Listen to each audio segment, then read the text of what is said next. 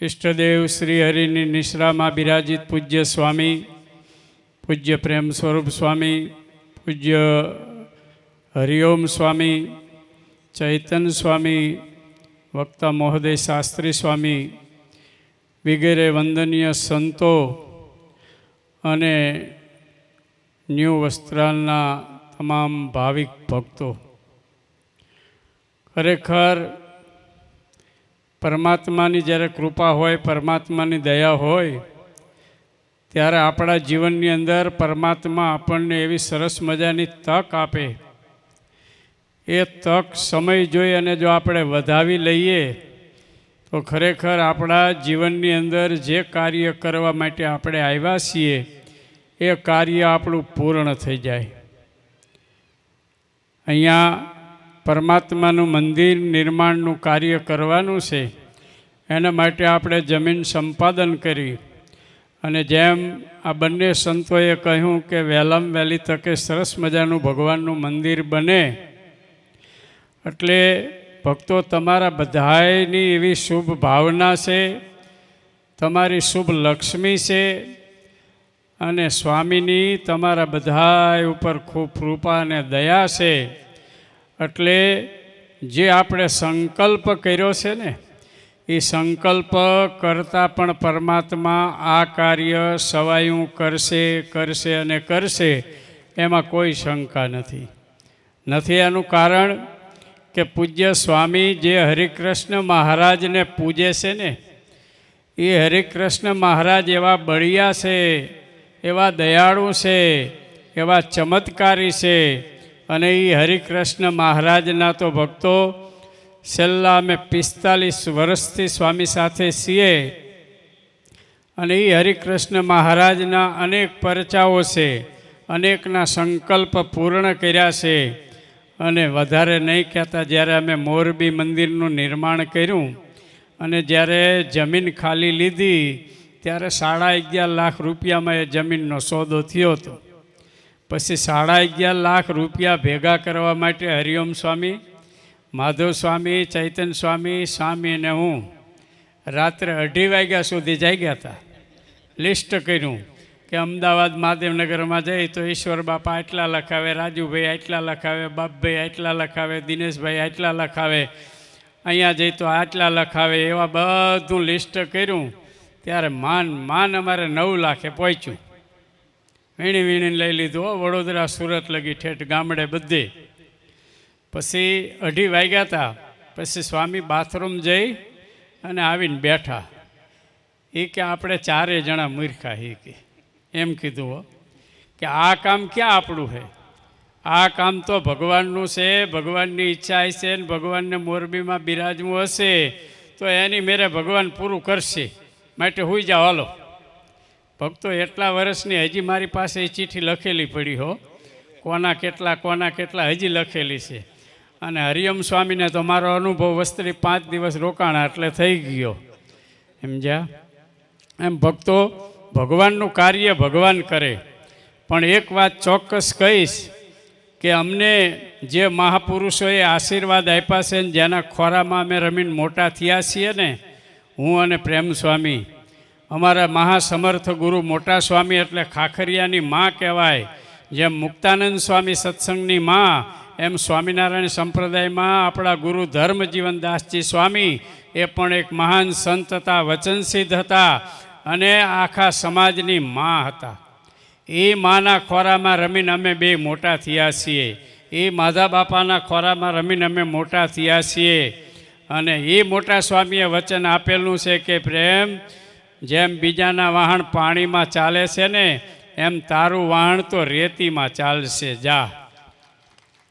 તો ભક્તો આજની તારીખે આપણને દેખાય છે ને, નહીતર 4 ગુજરાતી ભણેલા છીએ, 2 કોઈ કોલેજ નથી જોઈ, કોઈ મેટ્રિક નથી, 8 પાસ કે 9 પાસે નથી, 4 ગુજરાતી ભણેલા. પણ એ મહાપુરુષોની જે કૃપા છે અને જે નિષ્કુળાનંદ સ્વામીએ શબ્દ લખ્યો કે તમારી કૃપાથી પાંગળો પર્વત ચડે, તમારી કૃપાથી મૂંગો વેદ ભણે, એમ જે મહાપુરુષોની કૃપા, મહાપુરુષોની દયા એ આજે આ દેખાય છે નજરે ભક્તો. એટલે પૂજ્ય સ્વામીના રાજીપાના અર્થે ગઈકાલે જે અમે છેલ્લે સુધી આ કથાનું હે તે લાભ લીધો અને છેલ્લે બધી જે કંઈ જાહેરાતો જે કંઈ સાંભળી વાતો એથી ખૂબ આનંદ થયો. અને ઈશ્વર બાપા માટે તો ભક્તો જેટલું કહીએ ને એટલું ઓછું છે. ઓછું એનું કારણ કે આ જે કંઈ આંબા વાયા છે ને રણછોડભાઈએ વાયા છે. અને રણછોડભા ભેગા અમે ખૂબ રહ્યા છીએ. કાલુપુર નાના મંદિરે અમે સંસ્કૃત ભણતા ત્યારે ગોપાલ સ્વામી અને દાદા એટલે જ્ઞાન સ્વામી એની સેવા રણછોડભા કરતા, એના ધોતિયા ધોતા એ અમે નજરે જોયેલું છે. એટલે એ બાપાએ જે સેવા કરી અને એ બાપાએ જે કેસર કેરીના આંબા વાયા એના ફળ અત્યારે અમારે ઈશ્વર બાપાનો પરિવાર અને એમના ભાણાભાઈ બધા જમે છે.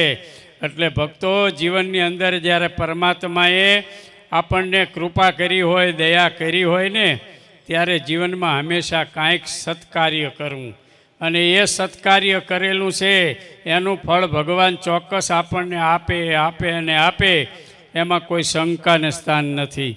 તો જ્યારે સરસ મજાનું અહીંયા આપણે મંદિરનું નિર્માણ કરવાનું છે તો એ મંદિરનું નિર્માણ જેમ આ બંને સંતોએ કહ્યું ને એમ જલ્દી થાય અને સરસ મજાનો પાછો ભવ્ય પ્રતિષ્ઠા મહોત્સવ થાય અને હાથીને ડબલ સંખ્યામાં ભક્તો બધાય હાજરી આપે એવી ભગવાનના ચરણમાં પ્રાર્થના.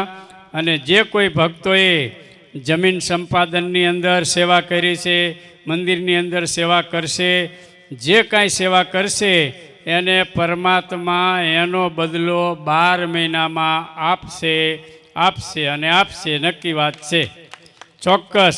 પણ જેને વિશ્વાસ હોય એને. અને હંમેશા ભક્તો વિશ્વાસમાં જ વિશ્વંભર રહેલા છે. જો વિશ્વાસ ન હોય તો કાર્ય ન થાય. માત્ર એક દ્રષ્ટાંત આપીને પૂરું કરું. વિશ્વાસમાં વિશ્વંભર.